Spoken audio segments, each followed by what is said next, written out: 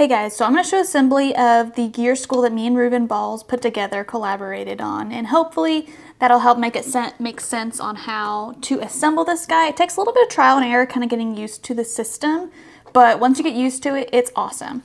So you're going to have this core here with all these little numbers on it, and some of the pegs are in here because I just pulled this guy apart. And then you're going to see on these larger, fatter pieces, you're going to have numbers here, like this is number 10. So these guys all have numbers on the bottom. The guys that don't have numbers on the bottom, that's 9, have these little notches, see? So that's 1, 2, 3, 4, 5, 6, 7, 8. So that's piece number 8. And one of these notches is bigger than all the others. And the easiest way I figured out to see that is, see how this one right here is pointier because it has a bigger notch cut out. See how that one has a flat part? But that one's really pointy, so that's the notch that we want to pay attention to the direction when we're implanting it into our skull. So I have mine all lined up here from 1 to 14 to help make my life easier. We're going to start with the lower part of his jaw. So let's grab number 9, and the number 9 and 6 on the cube have the little dots. The number 9 has that little dot on the bottom. Number 6 has somewhere around here. Number 6 has a dot in the bottom from that direction, you see? So let's grab number 9 again. And then we want to line them up so that we can see both numbers in line like that. So number 9 looks the same, number 9 looks the same like that. So then we're going to snap him in and have him like that. And then let's grab piece number 1 because that's going to be his eyebrows. Piece number 1, let's grab that little notch right there. It's going to face towards that number. So the little notch goes in, and if you can kind of see, it's facing towards that one. And you can also double check that with, watching the alignment here, because that's supposed to go down the bridge of his nose, and then these are for his eye sockets, see? So then I just kind of work my way out from around that skull piece. So let's go to number 2. Which is going to be these jaw bones. And you're going to see, again, we got that larger notch. See that pointier one? That's going to face towards our number 2. And then that means, see how that kind of lines up it nicely in there? If you can see with my lighting. So number 5, since I've already put them together, I know number 5 is my other piece of jawbone. So grab that little pointy edge. There he is. Point that towards number 5, and that's going to snap in there. And we have a pretty smooth going skull so far. So let's grab number 6, which is this piece, I believe. Let's double check. 1, 3, 4, 5, 6. And then that pointy notch facing our number 6, which is going to put that longer piece down here. And then let's grab 12 and 10. 12, these are going to be kind of like the bottom of the jaw bones. So see how 12 is angled that direction? So we want to have the 12 here kind of parallel like that. Does that make sense? How the 12 is kind of 45-degree angle, and then snap him in there. The 10, same thing, when I kind of get them lined up so that they look at the same angles. And snap him in there. Another thing that makes it easier because sometimes it's hard to see exactly what angle you're snapping these guys into. Something too that makes it easier to keep up with is each side is going to be mirrored exactly. So you're seeing how these guys, I got a little bit crooked there. So I can actually pull that guy out and snap him back there. Adjust this guy out. Snap him in there. And it takes a little bit of playing sometimes to kind of get used to every angle that they're supposed to be at. There we go, I think that's the right one.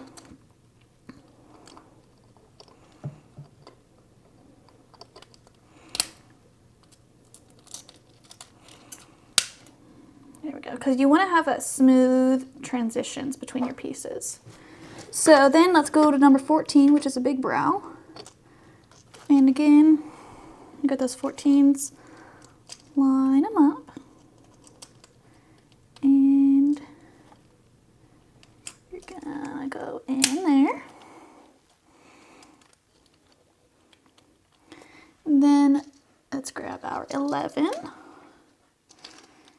and snap him in there.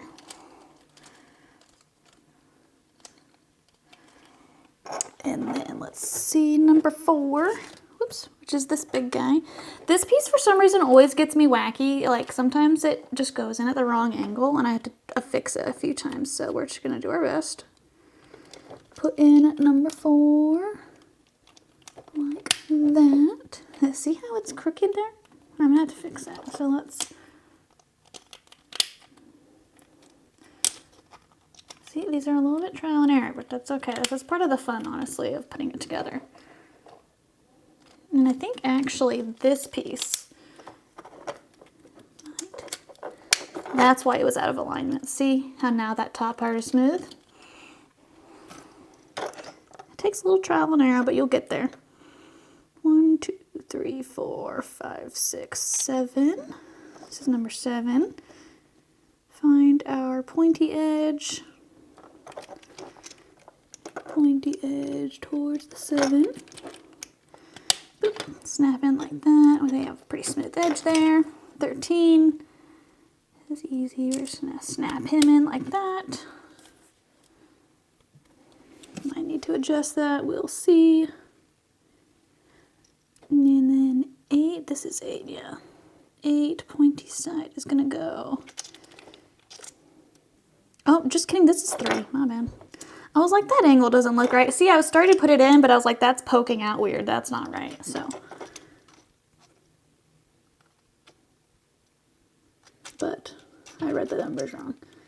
So then, get that guy in there.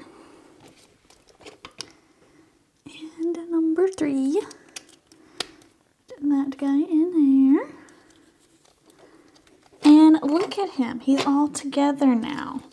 And then I grab the jaw, and I just tend to push on the back there. And then you can kind of grab the edges as he moves around. And then he should come back in right to the correct spots again. The tolerances on this guy really vary a lot depending on your filament, because filament expands differently and all that. So some of the guys that you put together, they might be a little wobblier. Like, see how this guy's a little more wobbly? But he still comes back to the correct spot. But if you get your guy all together and like he's more wobbly than this, and that means he has space to skip gears and he's not coming back together because of the filament differences, go into the troubleshooting folder of the gear skull and pick out a new core, another heart. Like this one with my silks, I found that the silks expanded differently than just the regular PLA. So he could snap together fine, but then he was a little bit too floppy and he would get out of alignment when he was turning.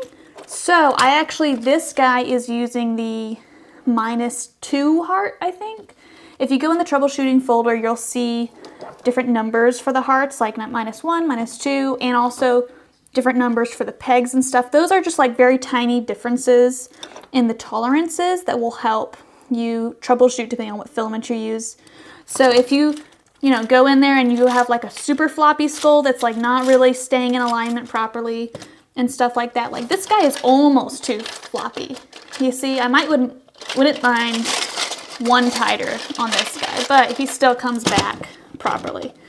But if you're having a lot of floppiness and coming out of a misalignment, get one of those tighter hearts. Maybe go to like the -2, -3 heart and play around with that, and that should keep you with a better alignment there. And then you can just kind of play around with them. I also find too that the sturdier hearts make it a little easier to assemble too, just because like you don't have as much wobble while you're moving him together, because you want the pieces to stay in the correct alignment while you're putting them together, right? So having the sturdier heart there kind of helps with that process, so you don't have as many moving pieces while you're assembling him. So hopefully that helps make sense, and I will talk to you later. Let me know if you have any questions. Bye.